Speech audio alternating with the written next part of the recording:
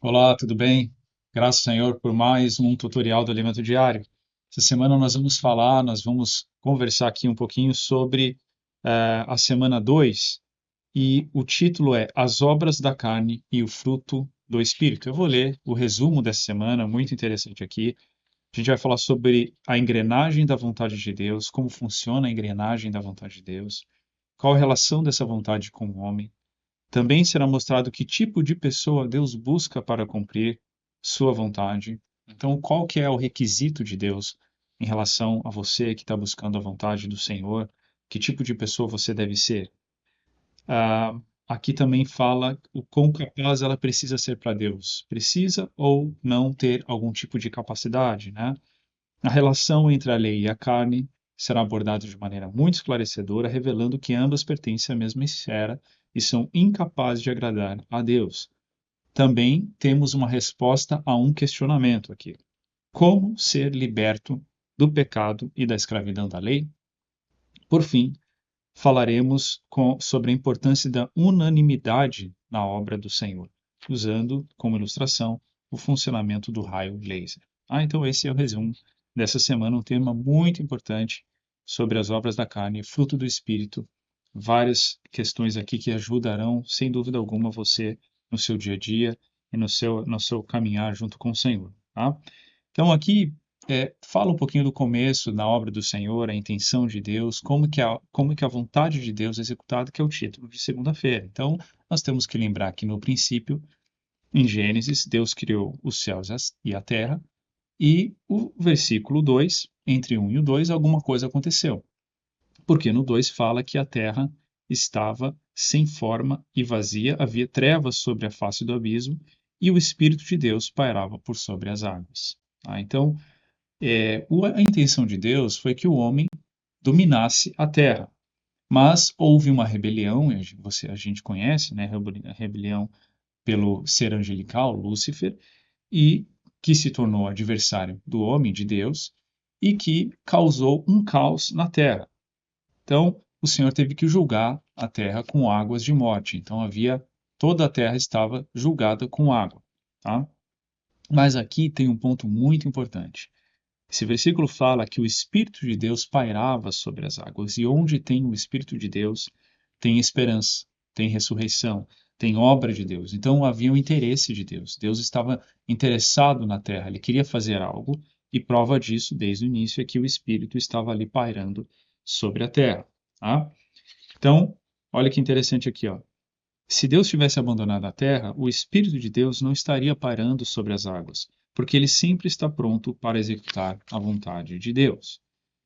E aí depois, no versículo terceiro, a gente vê de capítulo 1 de Gênesis, haja luz e houve luz, então ali tem o princípio da comando de Deus, a voz de Deus, por meio da voz de Deus, as coisas foram sendo feitas e restauradas para que o plano de Deus pudesse ser concluído.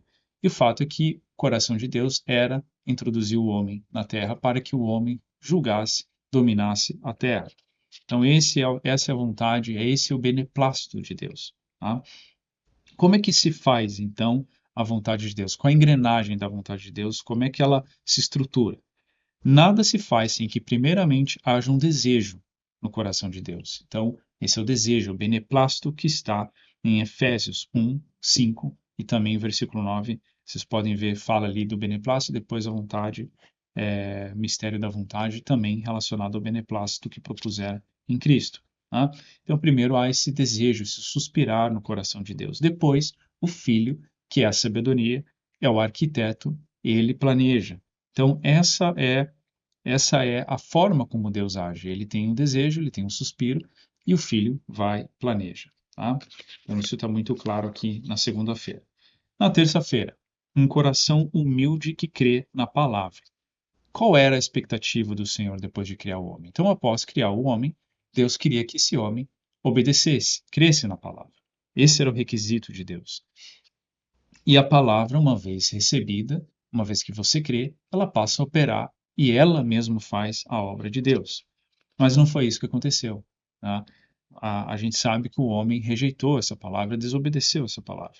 Mas aqui tem um alerta da gente olhar para o canal e apreciar a palavra de Deus, reconhecendo que é um canal retransmissor, como a terminologia utilizada aqui na terça-feira, canal retransmissor aqui na Terra da palavra de Deus. Assim como os tessalonicenses recebiam com fé, acolhendo a palavra como se fosse do próprio Deus, e de fato era do próprio Deus. Tá?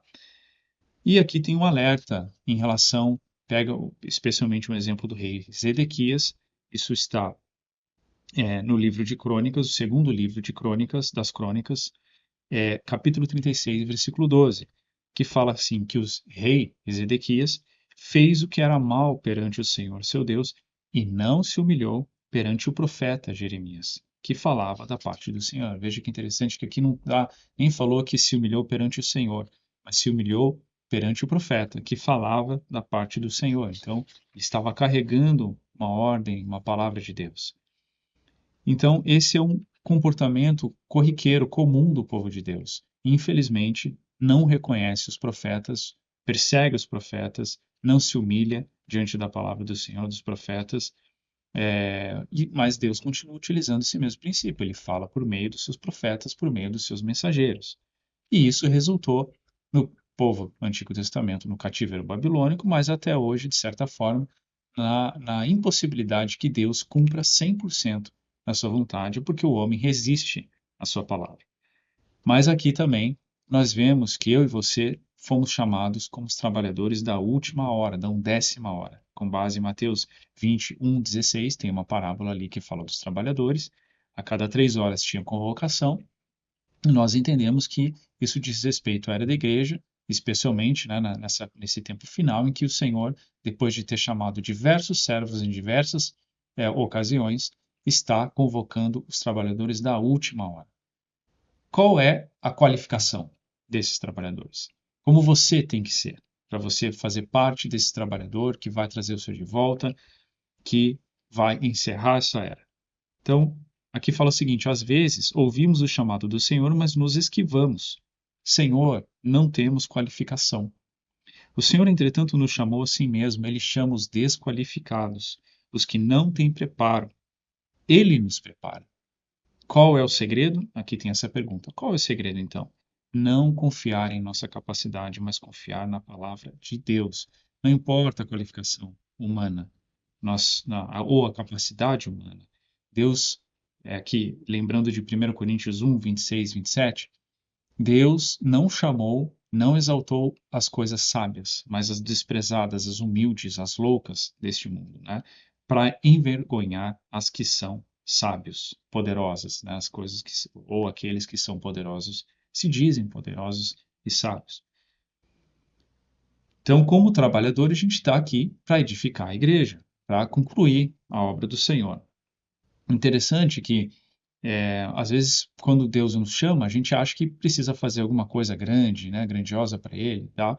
E aqui há uma lembrança de que esse não é o coração do Senhor. Deus é alto demais, é grande demais para que a gente possa construir algo, preparar algo para Ele nessa terra. Então, aqui lembra, na época de Tiatira, construíram templos gigantescos e suntuosos para a morada do Deus Altíssimo, mas Ele não habita nesses lugares. E aí vale a pena a gente lembrar de Isaías 66, versículo bem conhecido já no nosso meio, que o Senhor fala o seguinte: o céu é o meu trono, a terra é o estrado dos meus pés. Sendo assim, que espécie de casa me haveis de edificar? Tal casa será o meu local de descanso? Ora, não foram minhas próprias mãos que criaram que existe, e só assim tudo que há veio existir? Indaga Yahvé, o Senhor. Darei, pois, minha atenção e estima a este ao humilde e arrependido de espírito que dedica seu amor reverente à minha palavra. Então, esses versículos, importante a gente lembrar deles, eles reforçam que Deus não quer contar com a nossa capacidade própria humana. Deus não precisa nada nas nossas mãos. O céu é o trono dele, a terra é o estrado dos pés. Então, quer dizer, ele está mostrando claramente que ele não precisa disso. O que ele precisa? Onde ele habita? Onde ele descansa? Naquele que é contrito, naquele que é humilde, naquele que tem amor reverente à palavra do Senhor. Então, essa é a qualificação que nós precisamos ter.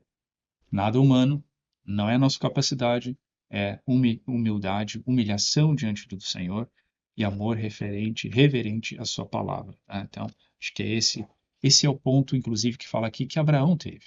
Abraão buscava o Deus verdadeiro, buscava o Deus poderoso. Ele via que tinha algo a mais, algo que era mais poderoso do que todas as coisas, e o Deus da glória apareceu a Abraão. Ele creu na palavra e por isso ele foi justificado. Então, essa é a característica, ou essas são as características do trabalhador da última hora.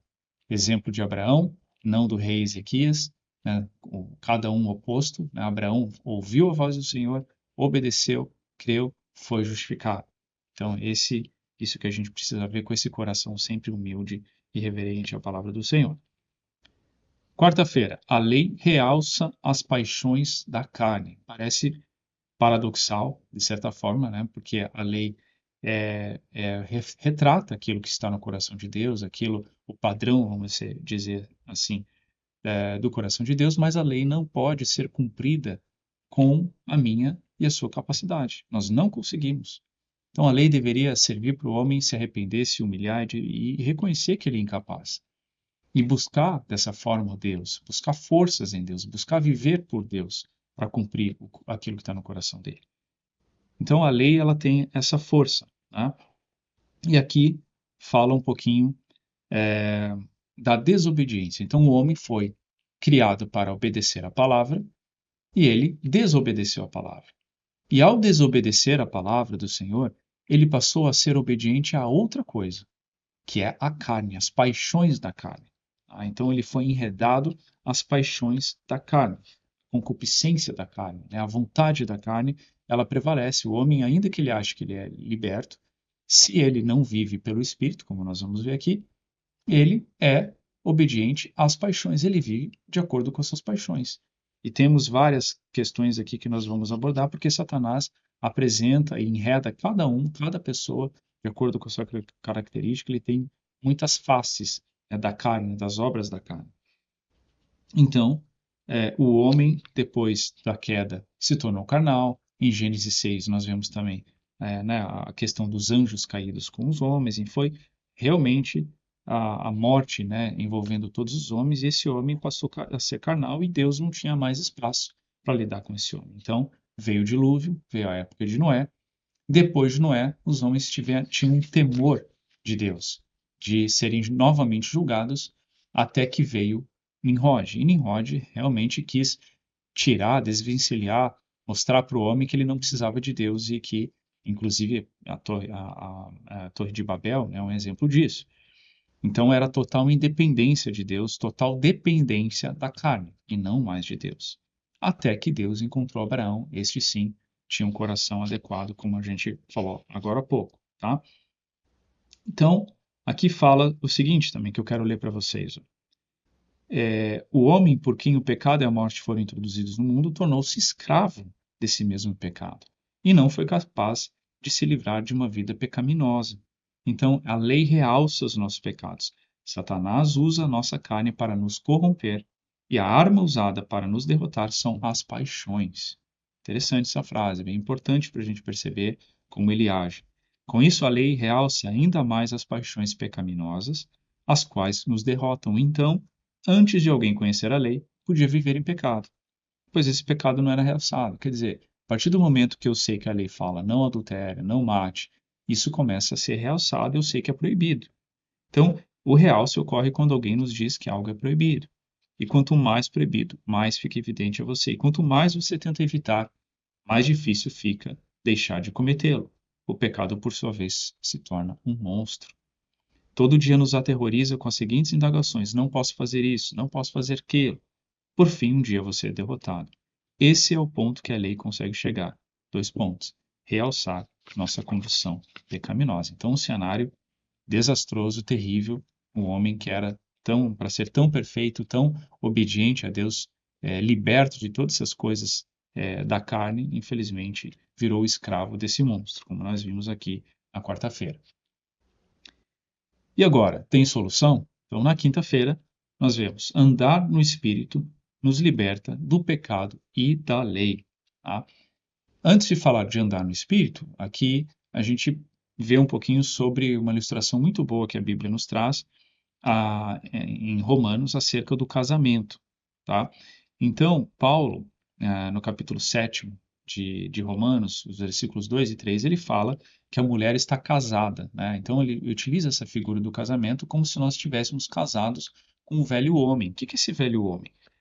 Em outras palavras, vou até ler o que está aqui, que tem uma definição muito boa.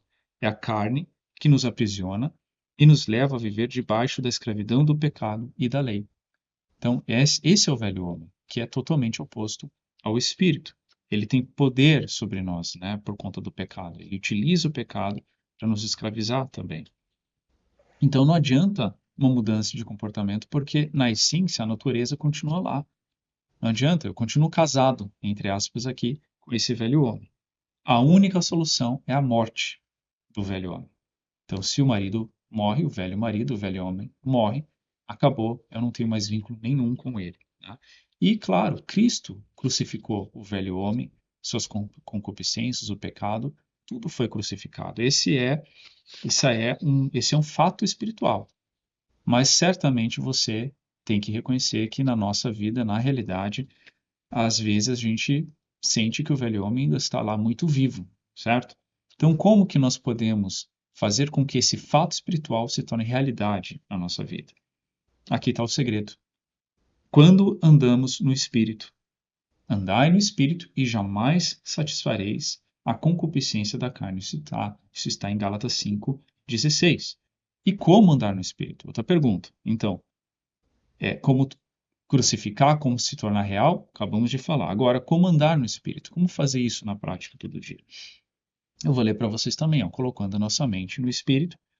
E como colocamos a mente no Espírito? Mais uma pergunta, mediante a imersão na palavra, inculcando no coração, pela transcrição, ao dormir e acordar ouvindo mensagens, ao bradar gritos de guerra. Tudo isso, claro, nos ajuda a andar no Espírito, para não atendermos às concupiscências da carne. Quanto mais andamos no Espírito, menos a carne tem força, mais vai sendo fadada à morte. Né? Então passa a ser uma realidade.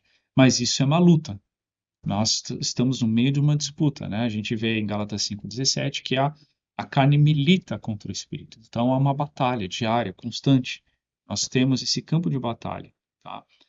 Mas o Espírito, se nós formos guiados por Espírito, nós podemos vencer, andar no Espírito, tá? Sexta-feira vai falar um pouquinho melhor sobre a carne, importante nós entendermos. Né? O que que é a carne? O que que são as obras da carne que estão relatadas ali em Gálatas 5:19 até 21.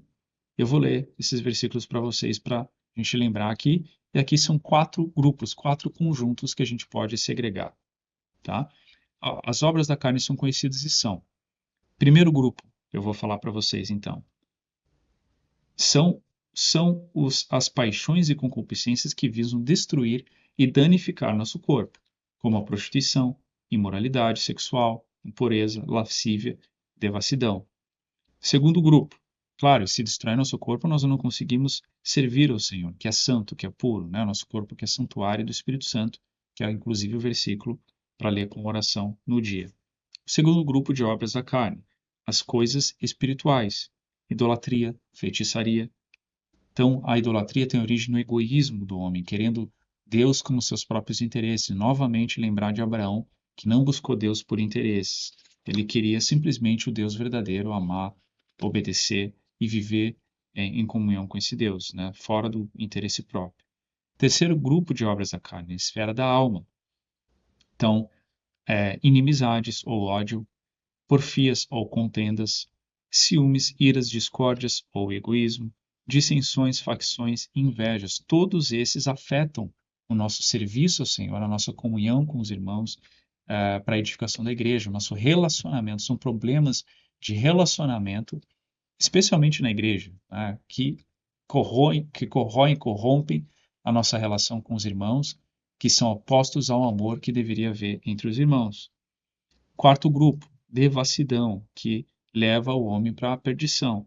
São vícios, bebedices, glutonarias, são exageros praticados pelo homem que afetam tanto a saúde física como psicológica. Então, isso é um alerta porque nós temos que viver e andar no espírito para não cair em nenhum desses grupos das obras da carne, mesmo regenerados.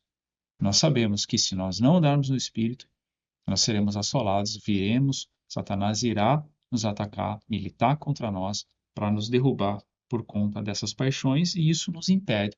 Essas paixões nos impedem de herdar o reino, o milênio, né? A gente está lutando para isso. Então, se a gente quer o galardão, nós não podemos cair nas obras da carne. Tá? Por outro lado, no sábado, o primeiro fruto do Espírito, o amor. Então, de um lado temos a esfera caída, o velho homem, a carne. Do outro lado temos a esfera em que Deus habita, a esfera espiritual, a dimensão do Espírito, a esfera do Espírito. E é ali que Deus quer que a gente viva. Tá? Então, só reforçar. Aqui fala de novo daquele exemplo de um espinheiro não saem uvas. Então, são duas árvores diferentes. A árvore do conhecimento do bem e do mal, morte. Tá? Obras da carne. A árvore da vida, aí é vida, é fruto, amor, frutos do Espírito. São coisas distintas. Né? Então, não adianta ser, de novo, uma mudança comportamental. É uma mudança de natureza, de essência, de vida. Não adianta você, espinheiro, querer produzir frutos por produzir uva. Não vai produzir. Você precisa mudar a sua natureza. Você precisa da videira. Então, é isso que é muito importante aqui. Né? A carne produz obras, o Espírito produz fruto. Isso está em Gálatas, os frutos do Espírito estão em Gálatas 5, 22 e 23. E o primeiro fruto é o amor. Então aqui fala bastante sobre amor, a doação, a entrega, primeiro o próprio Senhor Jesus se entregando por mim, por você, se doando a nós, seu total interesse e comprometimento com a humanidade, com o homem, e também nós, como membros do corpo de Cristo, como filhos do Senhor, tendo essa vida dentro de nós, nós também temos que expressar o amor. Amor para com Deus e amor para com os irmãos. Então, esse ambiente da vida da igreja tem que ser permeado de amor. É o amor que vem, por quê? Porque nós damos o fruto do Espírito. Andamos no Espírito. Não tem rivalidade, não tem críticas, não tem ofensas, partidarismo, todas essas obras da carne são eliminadas quando o Senhor encontra em nós essa esfera do amor. E o exemplo de domingo fala do raio laser, é exatamente isso. Então, aqui explica um pouco como funciona o raio laser, mas antes disso, em Gálatas ainda fala de dois tipos de andar, né, do Espírito. Então, em Gálatas, versículo 25, fala o andar no Espírito do versículo 25 é diferente do versículo 16. No 16, ele fala assim, né? Andar é o peripatel, que é um viver diário, um andar diário. Então, claro, no nosso dia a dia, cotidiano, os nossos afazeres, sim, temos que andar no Espírito também. Mas tem um outro andar que é descrito no versículo 25 de Gálatas 5, que é estoikel, o termo em grego, que aí sim é um andar militar, segundo uma regra. É um andar coletivo, que é o andar para a igreja. A regra é o Espírito que dita, comando do Espírito, né? Que esse que deve ser o nosso andar aqui coletivo. E isso bate mais uma vez com a questão do laser, que é diferente de uma luz comum que a gente utiliza em nossa casa. Aqui tem toda a explicação, mas resumidamente, a luz das nossas casas, a luz usual, é policromática. É diferente do laser, que é monocromática. Então, tem uma cor, né? Poli, várias cores, mono, várias cores, mono, uma cor. Cada cor tem um comprimento específico de onda e cada onda produz ciclos que se alternam em subidas e descidas. E quando na luz comum, interessante porque quando você tem raios de luz com cores diferentes, uma anula a outra. Você acaba vendo uma cor. Então, diferente do raio laser, que você tem um só comprimento de onda e sua luz é coerente. Então, todas as ondas estão no mesmo ciclo, elas não se anulam. Né? Então, muito interessante isso. Somamos uns com os outros, ganhamos força e não nos anulamos. Muito bom esse exemplo. Né? E aqui fala também que para a produção de um raio laser, para que ele seja gerado, precisa de um ambiente altamente energizado, um ambiente controlado, que é a câmara câmara de ressonância, controlado pelo Espírito, energizado pelo Espírito. E o exemplo dos adolescentes que trouxeram e continuam trazendo muita energia para a vida da igreja. Tá? Então, esse é um resumo dessa semana muito importante, que opõe de um lado as obras da carne e de outra os frutos do Espírito, e nós esperamos que com essa palavra você viva ainda mais no Espírito, anulando toda a obra da carne, gerando amor, gerando frutos que são adequados diante do Senhor. Que o Senhor abençoe a sua semana. Amém.